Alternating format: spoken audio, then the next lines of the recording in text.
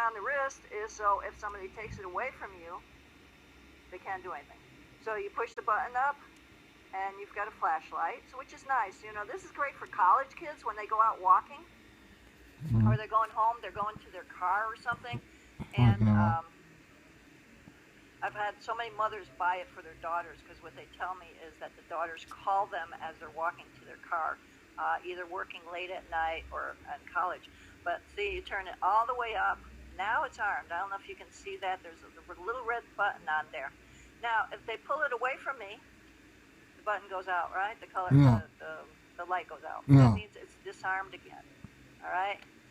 So the thing, too, is if you're feeling threatened, somebody's coming towards you, and you're telling them to back off or whatever, you're afraid of them, then all you got to do is, can you hear that?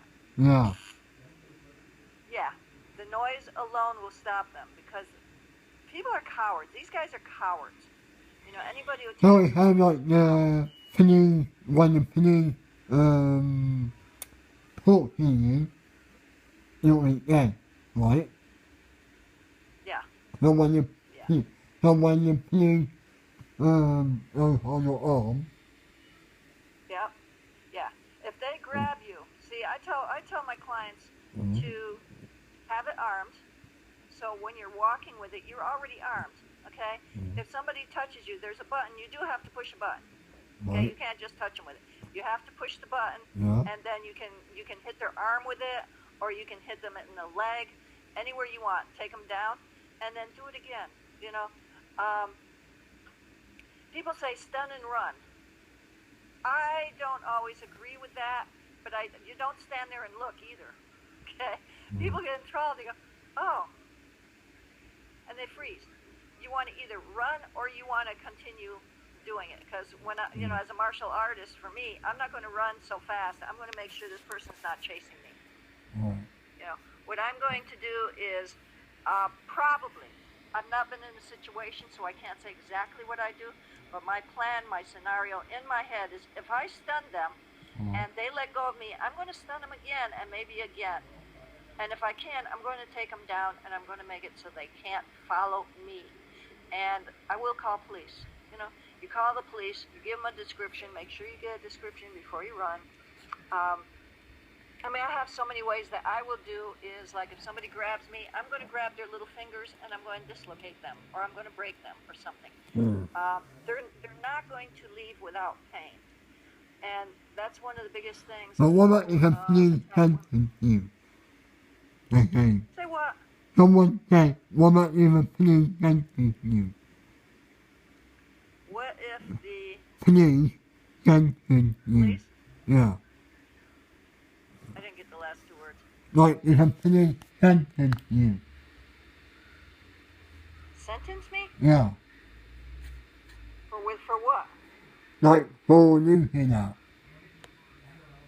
You know, self-defense is self-defense. That's what someone says anyway. Yeah. That's what someone was saying I mean, anyway. I'm not just going to go up to some guy and just hit him with a stun gun. There's got to be a reason for it. I'm known in this community. Number one, I'm a volunteer with the sheriff's station. So for me, they know I'm not just going to go up to some guy and just hit him with a stun gun. You got to be close enough to the guy. This guy's got to be threatening.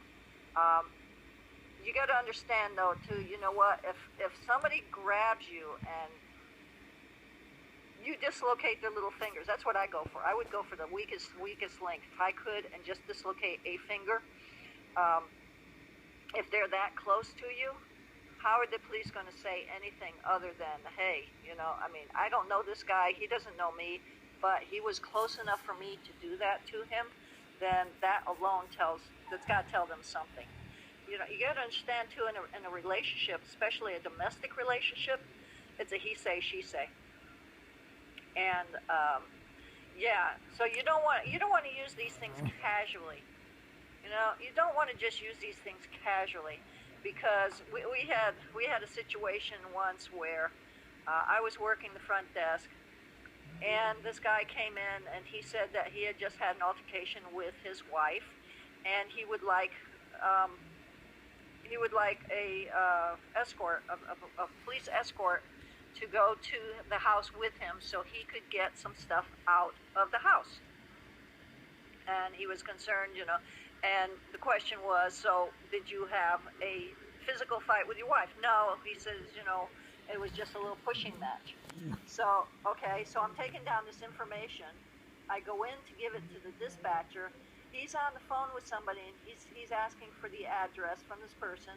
And I'm like, okay, wait a minute. I'm looking at the paper I got the address on. I'm listening to him, and I'm like, okay, the wife is calling in and complaining about her husband who's in the lobby. So it would have been a he say, she say, except for the fact that she had bruises on her, and he didn't. So the bruising meant he was arrested. And here in California, if you are in a domestic, the person who has the bruises on